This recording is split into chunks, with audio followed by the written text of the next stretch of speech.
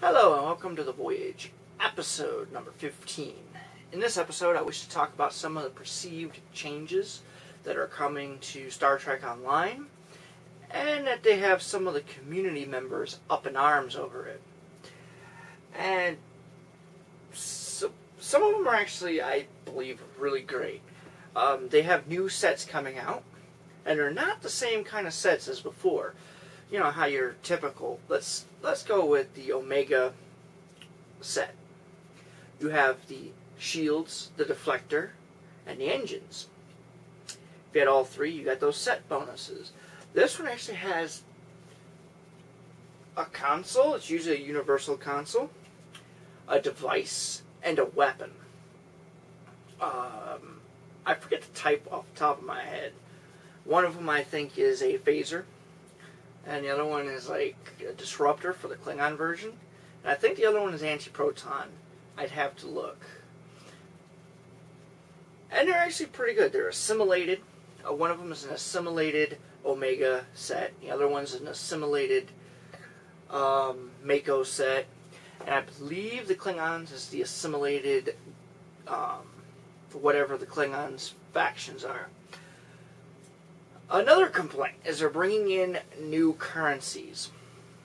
I believe one of the quotes was, "Oh wow, you brought in dilithium to replace a lot of currencies, to simplify the currencies." But now you're bringing in all these other sorts of currencies. Well, the Omega Marks, which is part of the reputation system, actually replaces a lot of different currencies.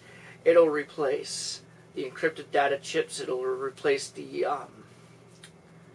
prototype modules. You know, the common, Borg, prototype, uncommon, rare, and prototype. Even though I think I said too many.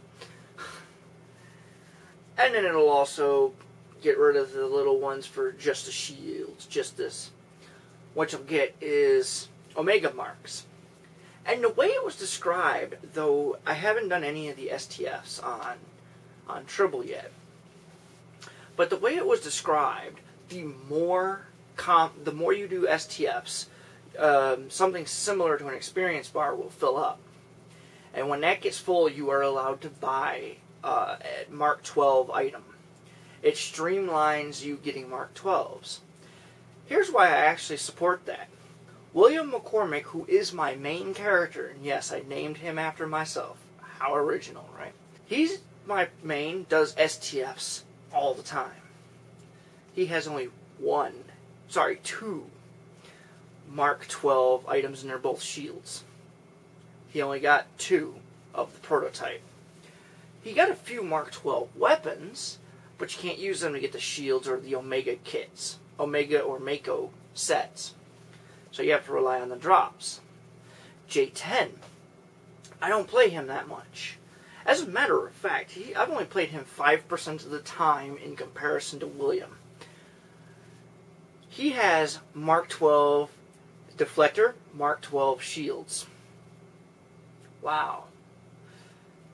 Dahlia. Pretty much after I capped her, I stopped playing her. Which is kind of bad because I bought her a ship. I gotta play her some more. She gets capped. I do 3 STFs. I got the entire Omega set or Mako set. I forget what I picked for her. In Mark 12, one of them I got the shield. The other one, the second one, I got the deflector. Third one, I got the engines. I didn't even try with her. What's up with that? My Klingon, Tolish, I've played him a few times through the STFs. He's only got Mark 11 stuff. And even at that, none of the sets. He's only got weapons.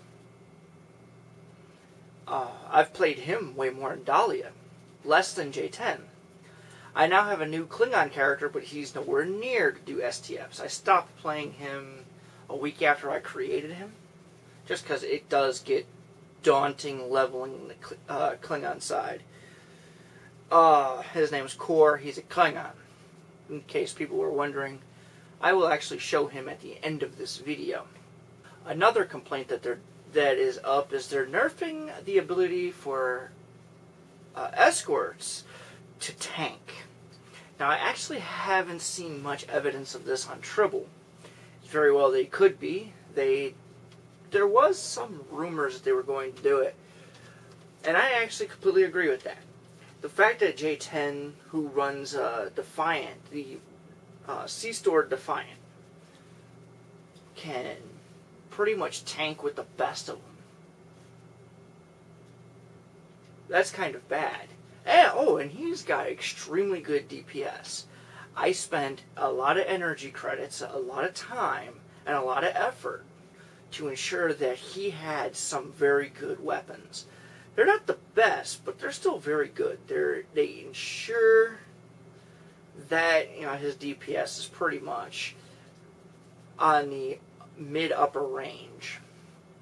If not, he's pretty much at the top of a lot of STFs that I play in a pug. So, but he can't do it exactly, but he can practically solo the tactical cube with no problems. I should not be able to do that. So yeah, this was actually a quick video. It was a late video too.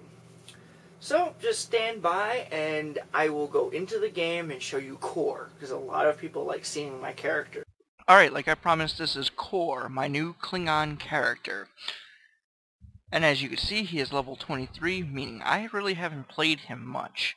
As a Klingon engineer on the Klingon side, all of my KDF tunes are actually available. I don't have any C-Store actual characters for the KDF side, so I've only really gotten a few hours in on them. Alright, I hope that was actually pretty good and satisfies my viewers that actually like to see my characters. Believe it or not, actually going through my set was actually very popular when I started doing that. But that's about it. Have a nice day.